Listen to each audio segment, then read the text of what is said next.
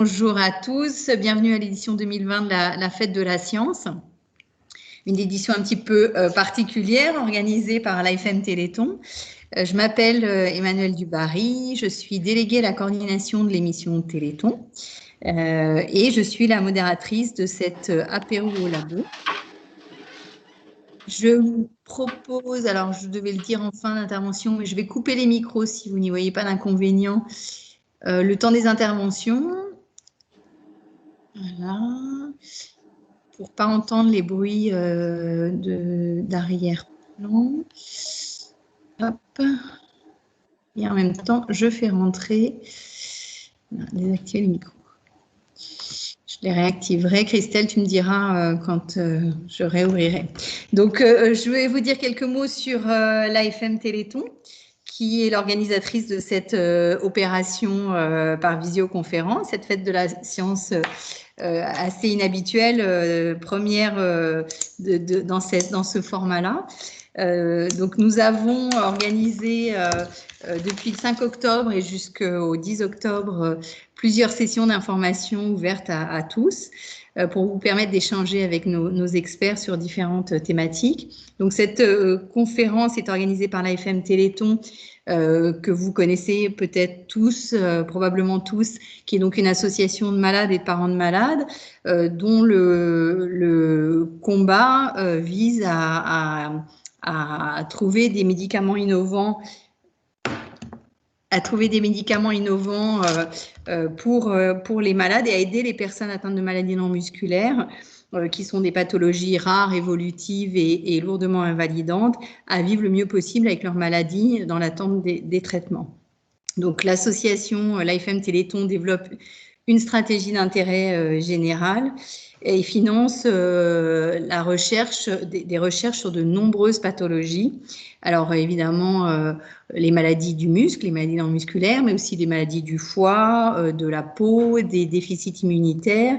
C'est pas une liste exhaustive, hein, mais du sang et de l'œil. Vous verrez aujourd'hui, durant cette visioconférence avec Catherine et Christelle, les avancées qui ont été permises grâce au fonds du Téléthon.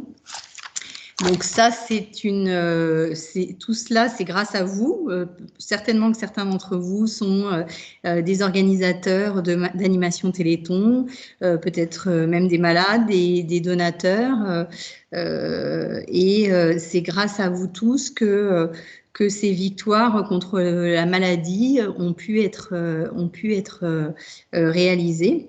Grâce à la générosité de tous depuis le premier Téléthon en 1987.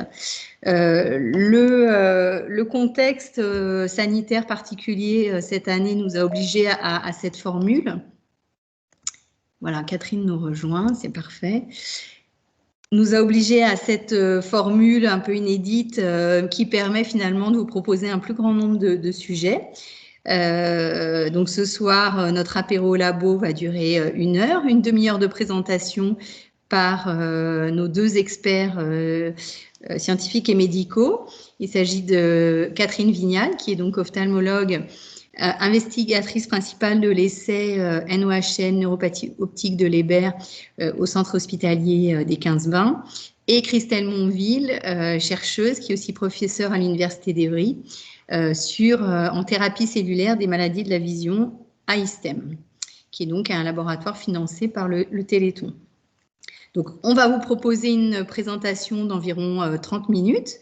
Peut-être quelques règles à partager ensemble. Ce que nous vous proposons pendant cette présentation les présentations que vont faire Catherine et Christelle, c'est de couper vos caméras et vos micros. Si vous avez des questions au fil de l'eau, posez-les à travers le fil de discussion qui se trouve dans la barre en haut à droite. Vous pouvez ainsi poser vos questions en ligne. J'essaierai de les rassembler toutes et toutes les partager avec Catherine et Christelle à l'issue de leur présentation. Et puis, vous pourrez aussi poser des questions, évidemment, à la fin de cette présentation. Donc, je vais désactiver cette diapositive pour que Catherine, qui je pense nous a rejoint, puisse activer son micro et vous présenter ces quelques slides qu'elle a préparés pour vous. Et puis, donc, n'hésitez pas, donc voilà, si vous pouvez couper votre caméra pour que la présentation soit de plein pied, soit de plein écran, et couper votre micro pour ne pas gêner les présentations de Catherine et Christelle, ça serait parfait.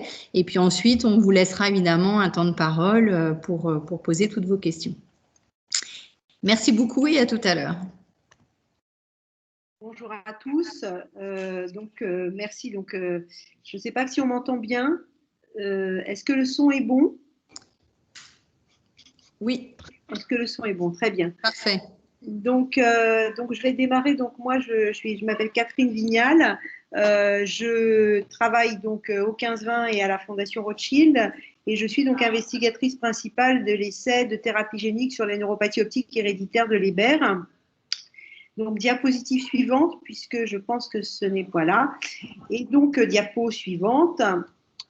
Et en fait, je voulais démarrer ma présentation par un court rappel sur le système visuel, qui est finalement un système assez complexe, mais qui est très bien organisé, avec finalement une image qui est récupérée au niveau de la rétine, puis transmise par les nerfs optiques, puis par le chiasma au cerveau visuel, qui est situé au niveau du lobe occipital. Donc, on voit ici une image anatomique au milieu, une coupe sur un cerveau, et puis la reconstruction en fait en IRM avec vraiment le cheminement en fait de ces voies visuelles. La suivante. En fait, ce que nous proposons aujourd'hui, c'est finalement de parler des thérapeutiques innovantes sur des maladies héréditaires qui touchent finalement la rétine et le nerf optique. Alors, au niveau de la rétine, la suivante, on va donc vous parler, Christelle va vous parler en fait de thérapie cellulaire, mais sur ces dystrophies rétiniennes héréditaires, on peut également proposer des thérapies par remplacement de gènes ou des thérapies ciblant une mutation. Et aussi, on peut proposer une technique tout à fait innovante qui est l'optogénétique. Donc moi, je vais vous parler des neuropathies optiques héréditaires de Leber, où la thérapie est vraiment une thérapie génique, donc en introduisant le gène défaillant dans l'œil par une injection intravitréenne. Suivante. Cette neuropathie optique héréditaire, donc encore suivante, héréditaire de Leber, c'est la plus fréquente en fait des maladies mitochondriales, même si ça reste une affection rare. Et c'est une maladie héréditaire tout à fait particulière parce que en fait c'est une maladie brutale, ce qui n'est pas habituel puisque finalement les gens sont porteurs de la mutation. Et puis à un moment de leur vie, la plupart du temps dans la deuxième, troisième décade de la vie, et la plupart du temps chez les hommes, puisque 80% des patients sont des hommes, on va avoir une perte rapidement progressive et indolore de la vision centrale, en fait, qui va se bilatéraliser dans l'année qui suit dans 3/4 des cas et qui va être bilatérale d'emblée dans 1/4 des cas. Les patients vont récupérer de temps en temps un peu de vision, mais le taux de récupération est très faible et la majorité des patients va être légalement aveugle. La suivante. Donc voilà ici ce qui se passe avec une vision qui va chuter, avec un déficit qui va être central, avec des nerfs optiques qui sont un peu particuliers, avec ce qu'on appelle des télangiectasies, des papilles qui sont très rouges, qui montrent qu'il y a probablement en plus une souffrance neuronale, mais peut-être une participation vasculaire. Suivante.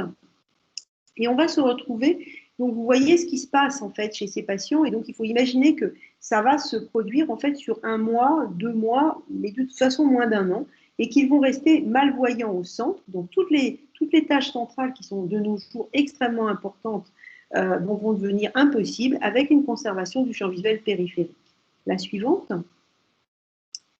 Les gens les patients rapportent cette vision comme étant pixelisée, comme l'impression de vivre avec un rideau de douche, avec de la buée, comme l'impression d'avoir la tête enveloppée dans un collant, comme l'impression d'avoir ces 2 points en fait devant les yeux. Tout ça pour dire que finalement la vision centrale est extrêmement défaillante. La suivante. Et cette maladie est une maladie qui est transmise par l'ADN mitochondrial. Et en fait, on hérite des mitochondries de sa maman. Donc, en fait, c'est une maladie qui est transmise par les femmes et qui, probablement par un mécanisme situé au niveau du chromosome X et ou un problème hormonal, touche dans 80% des hommes. Alors, les cellules qui sont atteintes, on voit sur la partie droite de ma diapositive, on voit une cellule ganglionnaire du nerf optique. Et ce sont des cellules qui sont très particulières puisqu'elles vont prendre leur naissance dans l'œil et qu'elles vont ensuite aller jusqu'au chiasma, ce qui est situé quand même finalement au niveau de l'étage moyen, de la base du crâne, mais finalement presque qui est au milieu de la tête. Et elles sont très particulières parce qu'elles ont deux parties finalement. Une partie qui est extrêmement riche en mitochondries. Et donc, comme ces mitochondries sont malades dans le lébère, eh bien, cette partie va être d'emblée très touchée, on va dire, très dépendante du métabolisme énergétique des mitochondries. Et puis, quand elles rentrent après pour former le nerf optique, quand elles sortent du globe, eh bien, il y a moins de mitochondries, moins de demande énergétique. La suivante. Donc, on a une mutation, et on voit ici donc cette espèce de grosse pomme de terre, et en rouge, on a donc l'ADN mitochondrial. Cet ADN mitochondrial, il est en fait, très défaillant, et il va y avoir synthèse d'une protéine anormale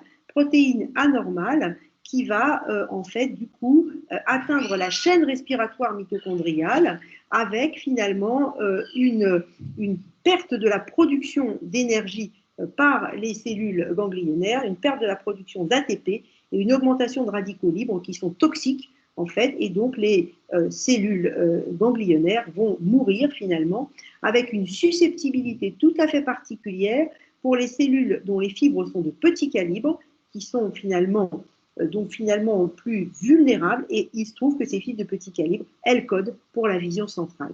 La suivante. Et donc, toutes les mutations responsables de neuropathie optique héréditaire de Leber, ce sont des mutations ponctuelles de l'ADN mitochondrial et elles codent toutes, finalement, pour un gène. Elles sont localisées toutes dans un gène qui code pour la sous-unité 1 de cette chaîne respiratoire. Et la thérapie génique, en fait, s'adresse à la mutation dite ND4, localisée en 11 778, qui représente 70% des patients qui sont atteintes de cette maladie, donc maladie qui rend aveugle des patients jeunes et en moins d'1 an. Diapositive suivante. Donc, qu'est-ce qui se passe? Eh ben, un nerf optique, finalement, on peut dire que, si là on le voit en coupe, on a donc le nerf optique contrôle au milieu, on voit les faisceaux de fibres, donc des espèces de trousseaux de fibres qui sont remplis de fibres optiques. Et en fait, à droite, on voit au milieu donc ce qu'on a appelé un Leber moyennement finalement grave. On voit qu'on a perdu en fait tout ce faisceau temporal qui code pour la vision centrale. Et sur les Leber très graves, eh bien, on voit que toutes ces cellules finalement sont remplacées par un tissu glial. Et on voit que cette perte en fibre, elle va très vite, hein, puisque finalement, en 6 mois, on a une atrophie optique, et une atrophie optique prédominant, en fait, sur le faisceau de vision centrale. La suivante. Voilà, ça, c'est des images de nerf optique pour bien se rendre compte. En fait, à droite, on voit ces faisceaux de fibres. Hein, on a finalement traité un nerf pour bien montrer les faisceaux de fibres ganglionnaires. Et à gauche, on a 4 petites diapositives. Et en fait, ces diapositives, elles montrent, en fait, vous en avez une où c'est écrit COX.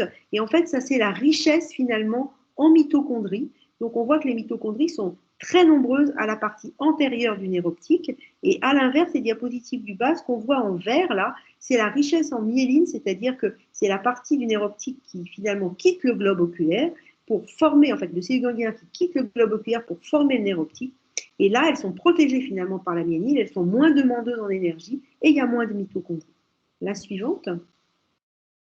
Donc finalement, la thérapie génique paraît être une très bonne solution pour cette maladie parce que finalement, c'est une maladie qui arrive brutalement, donc on peut se dire qu'on traite rapidement. On a finalement, dans 3/4 des cas, un œil puis l'autre, donc on peut traiter le deuxième œil très vite. Et puis, en fait, surtout, on voit que l'œil est un milieu clos, un milieu qui finalement permet un accès entre guillemets assez facile. Il est protégé de la circulation générale et finalement, avec une injection intravitréenne et un petit flag d'adressage de ce gène, on peut atteindre les cellules ganglionnaires. Diapositive suivante.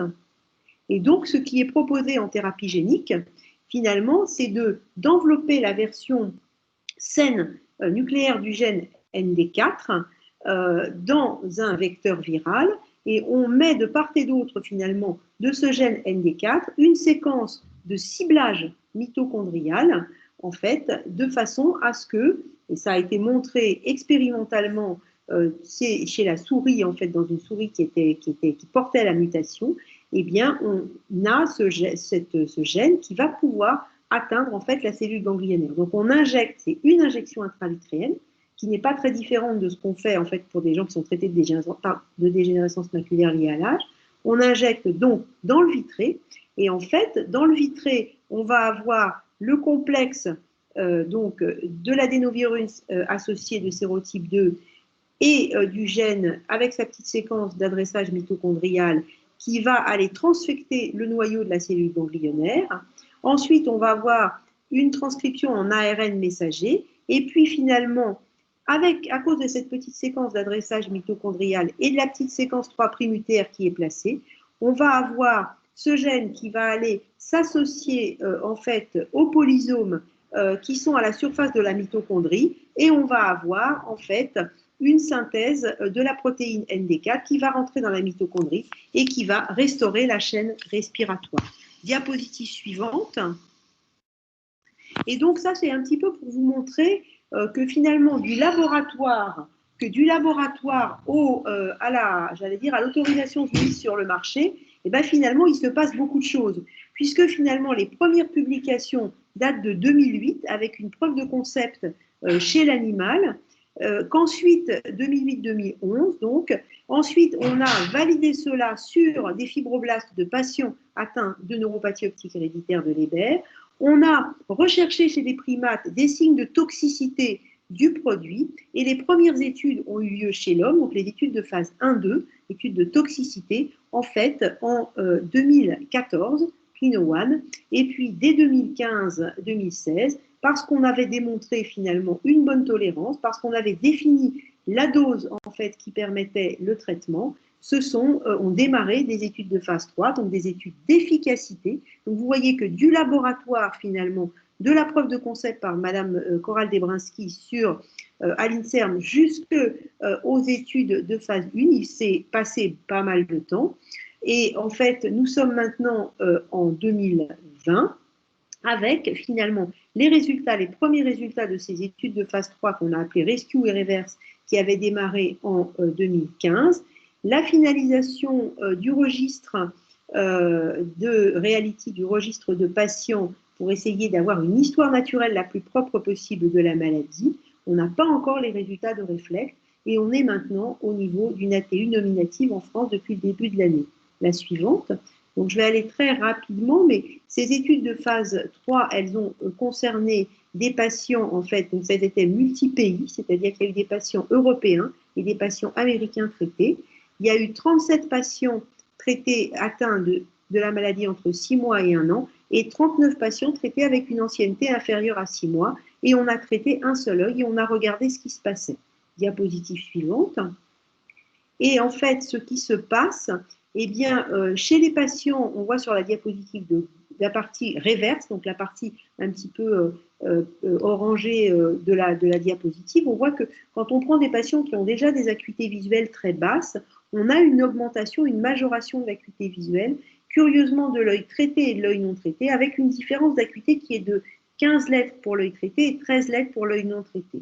Alors, il faut faire attention parce que je vous ai mis sur la gauche de la diapositive les acuités visuelles que ça représentait. Il ne faut pas oublier que ces patients, ils sont pour la plupart légalement aveugles, et que finalement, quand on récupère un dixième, on est déjà content. Et donc, on a effectivement, vous voyez, des acuités visuelles. C'est une valeur moyenne qui reste quand même modeste, aux alentours de 1,5 ou 1 dixième. Et par contre, quand on traite les patients plus précocement, eh bien, on se rend compte qu'on n'empêche pas la baisse visuelle, mais que la vision va remonter ensuite.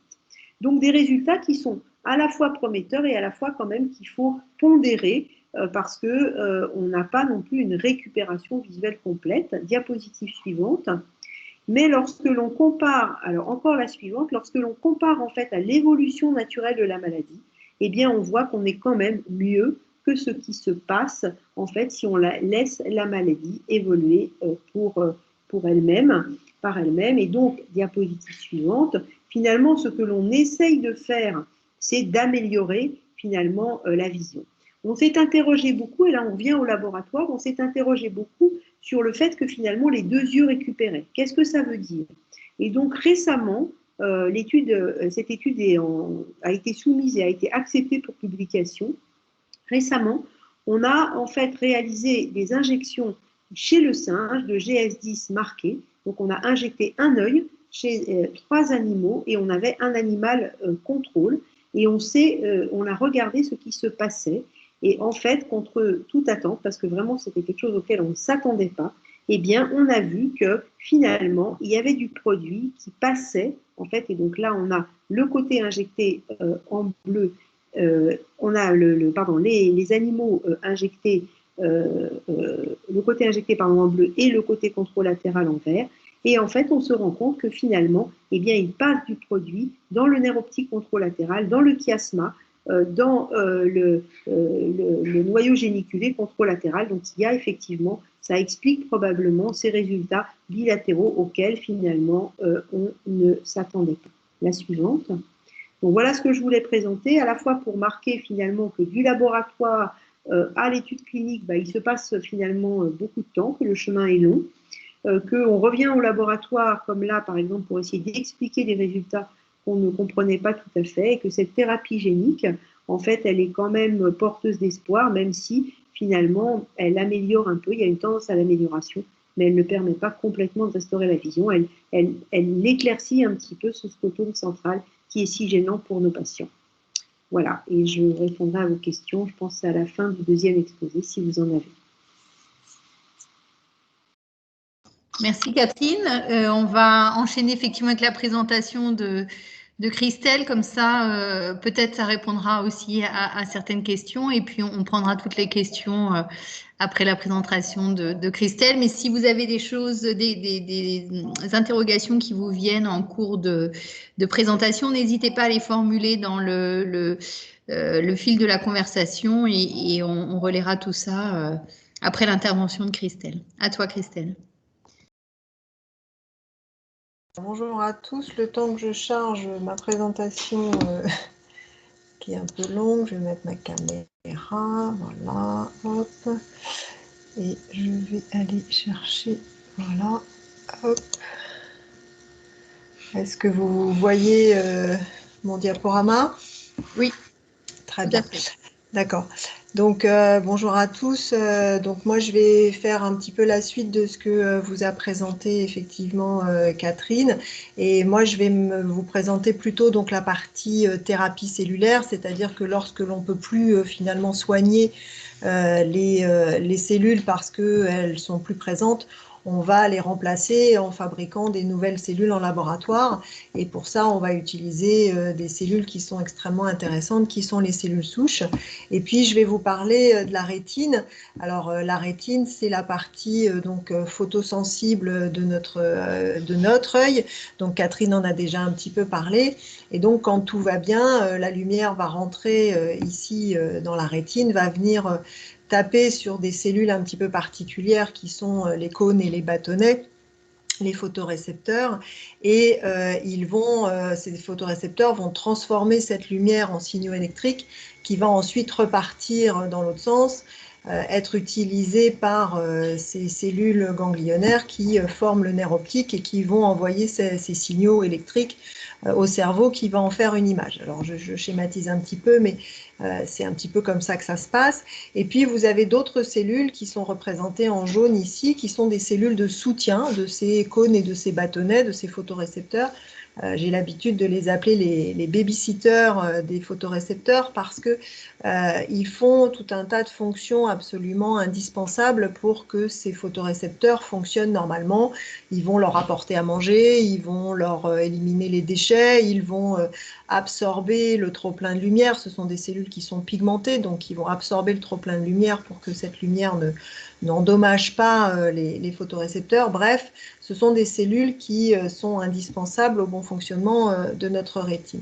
Et donc, il y a un certain nombre de pathologies qui vont affecter ces photorécepteurs et ces cellules de soutien.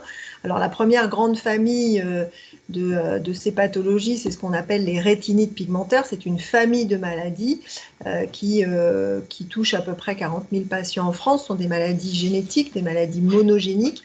Il y a à peu près 200 gènes qui pourraient être impliqués dans ces rétinites pigmentaires, et soit les mutations vont affecter les photorécepteurs, soit ces mutations vont affecter les cellules de soutien.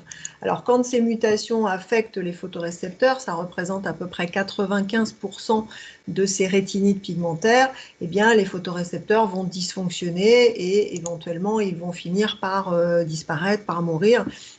Et ça va causer donc une cécité, alors qui est souvent plutôt, qui commence par la périphérie, qui est plutôt avec une affectation sur la vision de nuit, mais qui va progressivement rentrer dans le champ visuel central. Et puis, quand la mutation affecte ces cellules de soutien, ça représente donc à peu près 5% de ces rétinites pigmentaires, eh bien, les cellules de soutien vont plus fonctionner correctement. Donc, une des fonctions pour lesquelles elles sont impliquées, donc par exemple apporter des nutriments ou éliminer les déchets, ne vont plus être possibles. Et dans ces cas-là, eh bien, les cellules vont éventuellement disparaître, dysfonctionner, et dans un deuxième temps, les photorécepteurs vont donc mourir puisqu'ils n'ont plus leur babysitter. Donc ça, ce sont les rétinites pigmentaires. Et puis, évidemment, une pathologie qui, là, est beaucoup plus fréquente, c'est la dégénérescence maculaire liée à l'âge. Donc là, c'est une maladie multifactorielle. Un des premiers facteurs, c'est l'âge, mais il y en a d'autres. Hein. Il y a le tabac, il y a la lumière, il y a aussi quelques gènes de susceptibilité. Eh bien, là, ici, les cellules qui vont mal fonctionner, on ne connaît pas encore tous les mécanismes, hein, mais ce sont ces mêmes cellules de soutien, ou alors ce sont les vaisseaux qui sont situés dans la couche qui est en dessous, qu'on appelle la choroïde.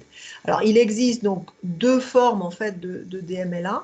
Une première forme qui est la forme qu'on dit humide ou néovasculaire, où en fait les vaisseaux vont se mettre, donc les vaisseaux de la choroïde vont se mettre à proliférer de façon un petit peu anormale, vont commencer à envahir l'étage du dessus, donc qui est constitué de ces cellules épithéliales, ces cellules de soutien, et donc ces vaisseaux vont envahir ces cellules, vont tuer d'une certaine façon, je schématise un petit peu, mais ces cellules de soutien, ce qui va entraîner dans un deuxième temps la mort des photorécepteurs.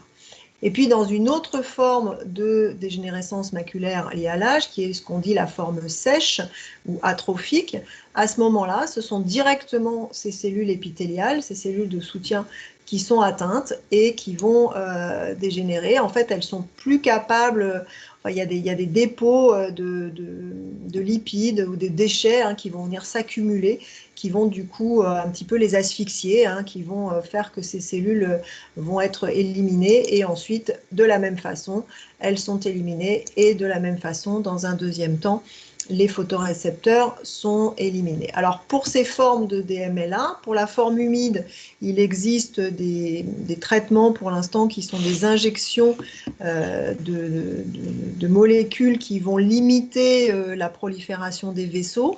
Et alors, malheureusement, les patients souvent deviennent un peu résistants au cours du temps.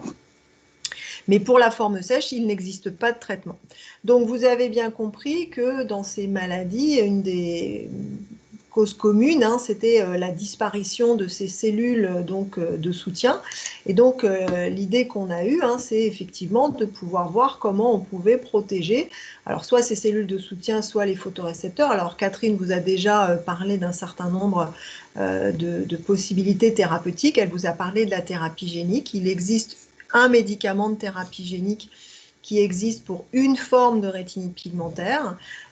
Et puis, il y a d'autres, je dirais, thérapeutiques qui sont en cours d'évaluation. Et donc, moi, je vais vous parler de la thérapie cellulaire qu'on a menée au laboratoire. Donc, cette thérapie cellulaire, pour l'instant, elle s'adresse à certaines formes de rétinite pigmentaire, les 5% de rétinite pigmentaire qui affectent spécifiquement ces cellules qui sont en jaune, là, cet épithélium.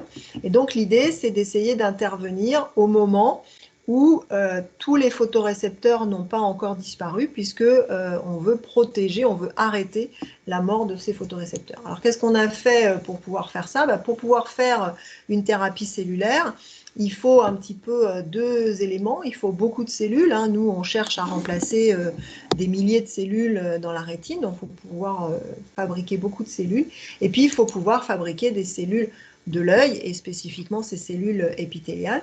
Et pour ça, on utilise des cellules particulières qui sont donc les cellules souches pluripotentes. Alors, les cellules souches pluripotentes, ici, en fait, sur ce schéma, cette photo au milieu, vous avez en fait une colonie de cellules souches. Il y en a une centaine, hein, un millier de cellules qui sont dans cette colonie. Et en fait, ces cellules, elles ont ces deux propriétés cardinales, c'est-à-dire qu'elles sont capables de proliférer. On peut en obtenir des milliards en culture, en laboratoire, et elles prolifèrent de façon normale.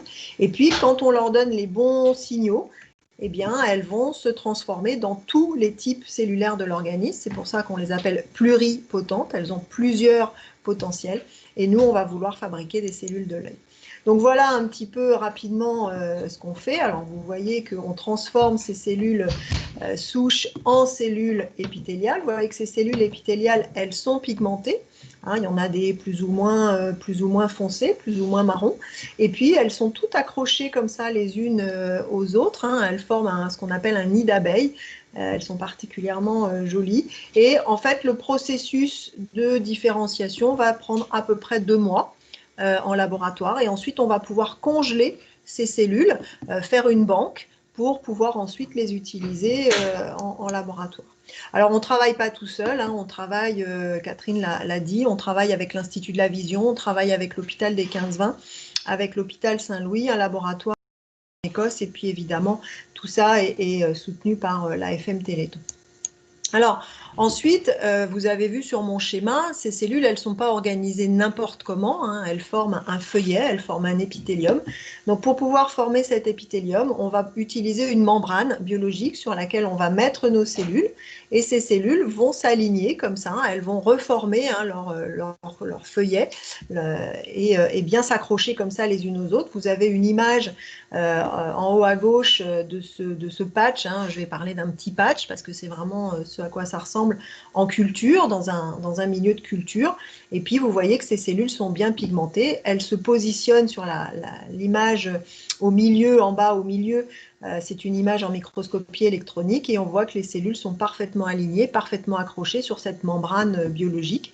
Et donc elles sont avec ces petits pigments, hein, donc elles sont bien développées et elles sont prêtes à l'emploi. Alors voilà un film en fait qui vous montre justement ce patch pour pouvoir découper à la taille souhaitée. On a enrobé en fait ce patch dans de la gélatine. Alors c'est de la gélatine à usage clinique, hein, c'est pas de la gélatine pour les bonbons, quoique c'est à peu près les mêmes composants. Cette gélatine va se polymériser au froid à 4 degrés et on va pouvoir découper le patch à la taille souhaitée. Le patch va faire 5 mm sur 3 mm. On le découpe selon une forme de rectangle avec comme une carte SIM hein, pour garder l'orientation parce que ces cellules, elles ont un haut et un bas, donc il ne faut pas les injecter n'importe comment. Et puis la gélatine va aussi protéger les cellules, éviter qu'elles se frottent hein, dans ce système, dans cette seringue. Alors le système d'injection qu'on utilise, c'est le même système qui est utilisé pour les chirurgies de la cataracte, hein, pour injecter, pour greffer un nouveau cristallin. Et puis, vous voyez, donc on le voit bien, hein, les cellules sont pigmentées. Et donc, ce patch va se rouler sur lui-même. Là encore, la gélatine va protéger les cellules, va donner un petit peu d'élasticité à ce patch. Et donc, il faut vous imaginer que là, vous êtes dans l'œil du patient, sous la rétine. Et une fois qu'on va injecter, le patch va se redéployer comme ça, sous la rétine, et se mettre bien à plat. Et donc, c'est ce qu'on a constaté. Voilà. Donc, on a vérifié que ce patch était fonctionnel. Hein. Donc là, vous avez un œil, une rétine avec un œil normal. Hein. Et donc, on voit en fait la couche ici des photorécepteurs qui est bien organisée. Lorsque on est chez un modèle, un animal qui est malade, eh bien, sa rétine est très atrophiée. Il n'y a quasiment plus de photorécepteurs. Et lorsque on transplante en fait le patch très tôt, eh bien, on va avoir une préservation, une protection des photorécepteurs qui dont on arrête, dont on freine en tout cas, où on espère arrêter la dégénérescence. Et puis, on a un petit peu amélioré notre système. Là, vous avez, je dirais, le dispositif médical qui va servir à préparer le patch pour l'utilisation clinique, parce que les ciseaux et puis les pinces, c'est pas très facile pour un essai clinique. Donc, on a mis un système qui nous permet de découper. Et en fait, là, vous visualisez le patch au milieu.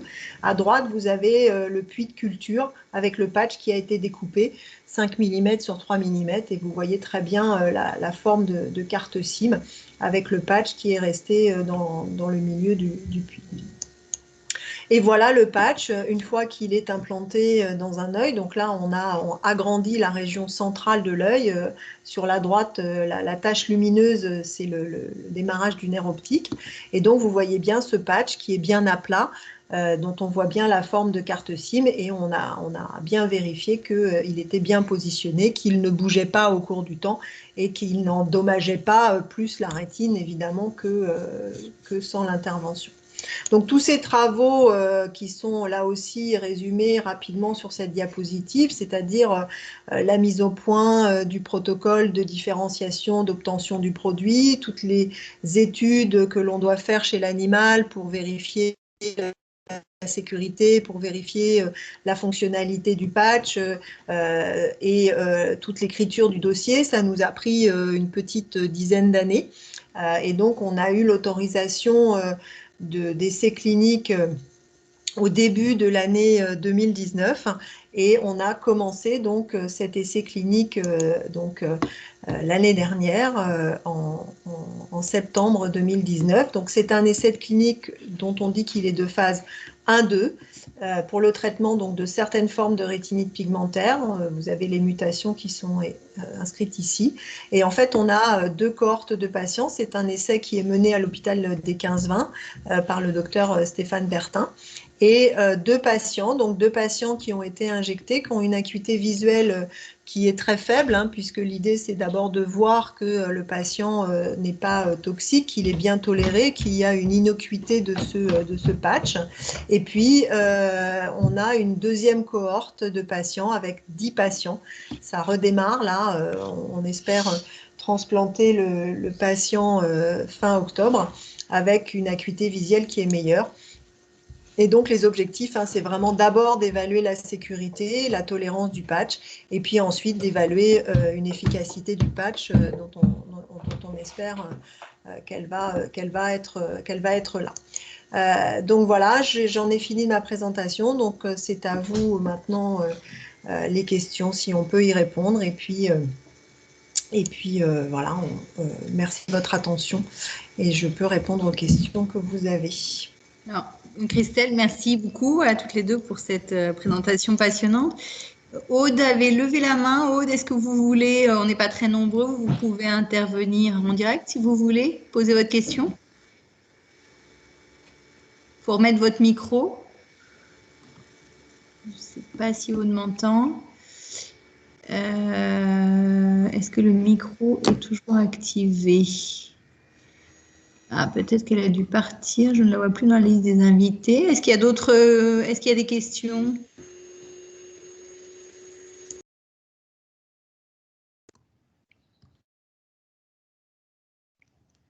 Pour Christelle ou pour Catherine. Et si vous avez besoin qu'on repasse sur une diapositive, je pense qu'elles peuvent être remises par Christelle ou Catherine.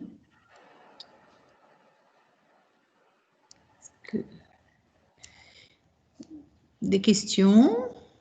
Des besoins d'explications complémentaires, ça peut être aussi ça.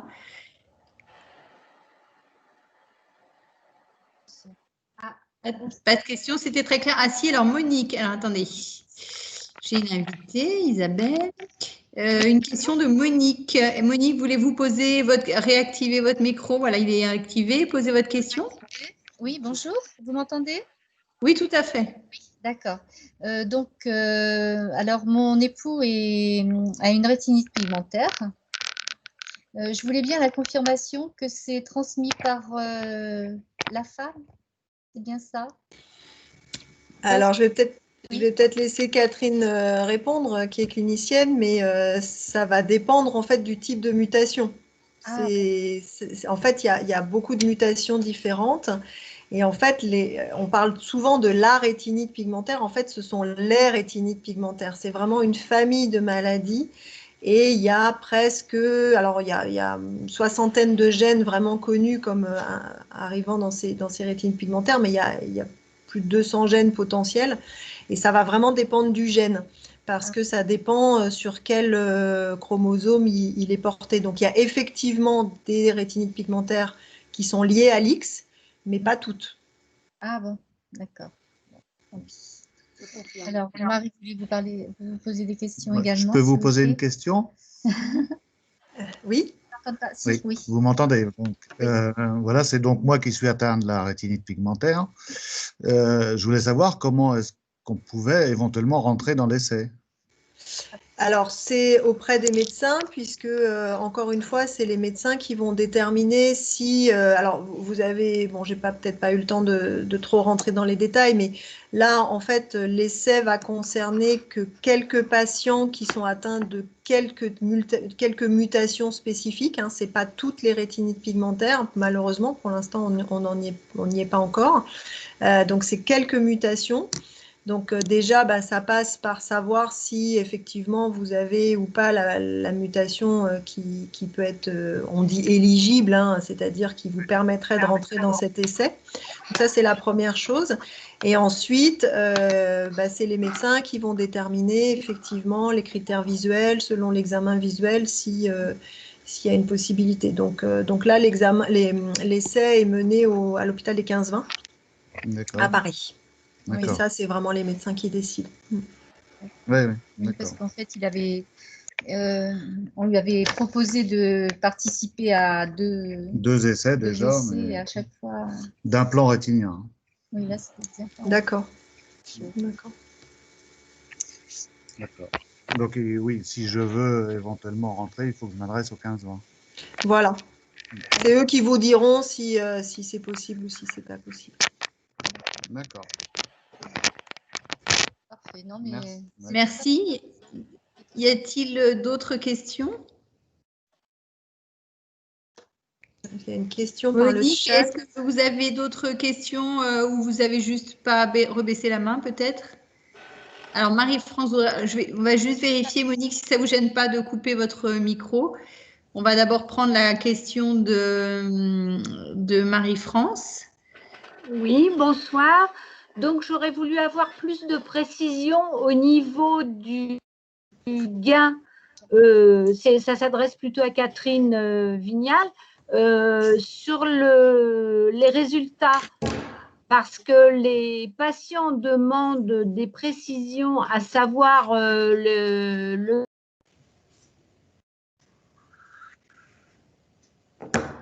ne vous entend plus, Marie-France. Est-ce que oui, je sais, mon micro, il coupe de temps en temps, je ne sais pas pourquoi. Je crois que j'ai compris la question. On aurait voulu avoir des petits visuels ou avoir quelque chose de plus concret à leur expliquer. Oui, alors, ce qu'il faut en fait, Marie-France, ce qu'il faut voir, c'est pour ça que j'avais remis les acuités à gauche. Oui. En fait, ce qu'il faut voir, c'est que d'abord, quand vous avez des études avec 37 patients et 39 patients, vous avez des résultats qui sont des résultats moyennés. Et donc, ça veut dire que vous avez des gens qui ont récupéré plus que ça et d'autres qui ont récupéré moins que ça, voire pas. C'est de la thérapie génique. Ensuite, ce qu'il faut savoir, c'est que donc, les résultats, c'était 15 lettres pour l'œil injecté et 13 lettres pour l'œil non injecté, en sachant que ce sont des échelles. Vous savez, on a toujours les échelles TDRS qui sont des échelles en fait logarithmiques, mais il faut voir que quand vous voyez, en fait, quand on part d'une acuité à voir la main bouger, par exemple, je vous donne un exemple, 15 lettres, ça va représenter une acuité visuelle entre 1/20e et 1/10e. Donc vous voyez, ce n'est pas une acuité énorme, sauf que pour celui qui le récupère, c'est quand même beaucoup. Après 15 lettres, si vous êtes à 2/10e, ça vous fait effectivement du 3/4/10e. Mais tout ça, donc et en fait, c'est pour ça que je vous ai mis qu'en moyenne, finalement, on a des acuités qui sont un peu au-dessus du 10e, mais sur des gens qui sont partis d'une simple perception lumineuse. Donc, vous voyez, ça fait des acuités qui ne sont pas mirobolantes, mais qui sont mieux que ce qu'elles étaient. C'est pour ça que je vous ai mis, parce que je trouve ça presque plus parlant, finalement, le graphe de qu'est-ce que ça donne quand on ne traite pas et qu'est-ce que ça donne quand on traite. Il y a un petit distinguo entre les deux. Voilà. Mais ce sont des acuités qui restent des acuités quand même basses pour la majorité des patients, en sachant qu'effectivement, il y a quelques cas où les gens ont vraiment bien récupéré. Mais comme il y en a qui n'ont pas récupéré, si vous moyennez tout, bah, vous êtes sur des acuités finalement assez modérées. D'accord. Merci beaucoup, Catherine. Est-ce qu'il y aura une prochaine cohorte de prévue? Alors, actuellement, on n'a pas les résultats de Reflect encore. Donc, vous savez, il y a eu la dernière étude, c'était des injections bilatérales. Donc, ça, on n'a pas les résultats. On les aura 2021. Et là, actuellement, en France, on est en autorisation temporaire d'utilisation. Donc, c'est un petit peu le même principe qu'une étude clinique, finalement, parce qu'on a une autorisation de l'Agence nationale de sécurité du médicament, mais c'est des dossiers qui vont regarder de très près. Donc, en fait, les patients viennent au 15-20, c'est un peu la même chose que ce qu'a dit Christelle. Oui. C'est pas très différent des études cliniques. La différence, si vous voulez, c'est que moi, je fais une demande à l'ANSM après une réunion de concertation pluridisciplinaire avec tout le médecin envoyeur pour être bon, bien sûr qu'on est bien dans des critères qui restent raisonnables. Et puis l'ANSM me dit oui ou me dit non pour chaque patient. Et les patients sont injectés avec un suivi qui peut se faire soit au 15-20, soit avec leur médecin, en sachant que moi, je récupère quand même tous les dossiers pour qu'on puisse étudier les résultats après. Donc, on est dans quelque chose qui est une autorisation nominative par patient. Voilà, on en est là. Merci, Catherine. Merci beaucoup. Voilà, je vous invite, Marie-France, à couper votre micro si vous le pouvez. Oui. Y a-t-il d'autres questions des participants? Alors, peut-être une chose importante à vous signaler, cette présentation est donc enregistrée et vous pourrez la retrouver sur la chaîne YouTube du Téléthon. Vous tapez simplement YouTube Téléthon. Vous retrouverez la présentation. Elle sera mise en ligne d'ici, je pense, 2 jours. Enfin, demain ou après-demain au plus tard. Et donc, vous pourrez revisionner si vous avez besoin les présentations faites par Christelle et Catherine. Est-ce qu'il y a d'autres questions ou est-ce qu'on clôture notre apéro au labo? Bon, je regarde, je vérifie, pas de main levée, pas de micro qui s'ouvre. Il y a Monique Fauché apparemment. Monique, je ne vois pas Monique. Monique a-t-elle ouvert son micro? Non, pour moi il est fermé. Monique, vous aviez une nouvelle question? Oui, une dernière question, si vous voulez. Oui, allez-y. Puis-je avoir le nom du professeur au 15-20? C'est Monsieur Stéphane, mais je ne me souviens plus son nom. Alors le plus simple, j'ai mis dans la conversation mon email. Ah, d'accord. Je l'ai mis dans la conversation, je ne sais pas si vous le voyez. Si vous allez dans la conversation, le plus simple, c'est que vous m'envoyez un petit email. Et puis comme ça, je vous réponds de façon plus précise à tout ça. Je vous donnerai les coordonnées, ça sera peut-être plus facile. Pour avoir la conversation, c'est le petit icône qui se trouve dans la barre en haut, comme un message, comme un SMS. C'est juste à côté de la main, à gauche de la main. Ah, d'accord. Voilà, donc vous cliquez sur cette icône de petit texte avec des lignes et vous trouvez le fil de la conversation avec le message de Christelle et son adresse mail. D'accord. Très bien. Parfait. Voilà. Très bien, merci beaucoup. Donc, on a un message d'une personne dont le micro ne fonctionne pas. Christian, je voulais féliciter les chercheurs pour l'excellence de leurs travaux qui participent à de grandes avancées médicales. Je suis donateur Téléthon depuis l'origine et actionnaire de GenSight. Afin de financer indirectement les essais, grande satisfaction d'en connaître aujourd'hui les bons résultats. Merci à toutes les équipes. Merci Christian pour ce message. Voilà, je lève à nouveau la main. Allô? Il y a une Monique. Ah non, c'est juste que si vous avez une nouvelle question, Monique? Non, ce n'est pas une question. Nous voulions également vous remercier pour tout ce que vous faites. Merci beaucoup. Merci beaucoup. encore. Continuez, on compte sur vous. Très bien. Alors, peut-être vous dire que, donc, je vous ai précisé que vous pouvez retrouver cet enregistrement, mais aussi tous ceux qui se déroulaient simultanément. Ce soir, il y avait, je crois, 5 autres rendez-vous sur d'autres thématiques que vous pourrez retrouver aussi sur notre chaîne YouTube. Et si vous allez sur le site Fête de la Science Téléthon, vous retrouverez les rendez-vous à venir jusqu'au 10. Ça veut dire qu'il y a encore deux soirées avec des rencontres avec des experts. Donc, n'hésitez pas à aller consulter le programme et à vous connecter. Et puis, si plusieurs vidéos vous intéressent, et ben, vous pouvez les regarder en replay sans souci sur notre chaîne YouTube Téléthon. Vous aurez accès à l'ensemble de la programmation de ces Fêtes de la Science. Vous dire aussi qu'évidemment, je pense que vous êtes tous sensibles au Téléthon, probablement si vous êtes parmi nous ce soir, mais la prochaine édition est les 4 et 5 décembre 2020 et on a tout particulièrement besoin de tous, organisateurs d'animation comme donateurs cette année, qui va être une année un petit peu complexe. Voilà, donc toutes les énergies à fédérer autour du Téléthon sont bonnes à prendre et on compte vraiment sur la mobilisation de tous. Merci beaucoup, bonne soirée. Un grand merci à Christelle et Catherine pour leur passionnante intervention et à très bientôt pour un nouvel apéro labo. Très bien, merci beaucoup. Merci, au revoir. Merci, bonne soirée. Bonne soirée. Merci tout le monde. Au revoir, merci. Au revoir.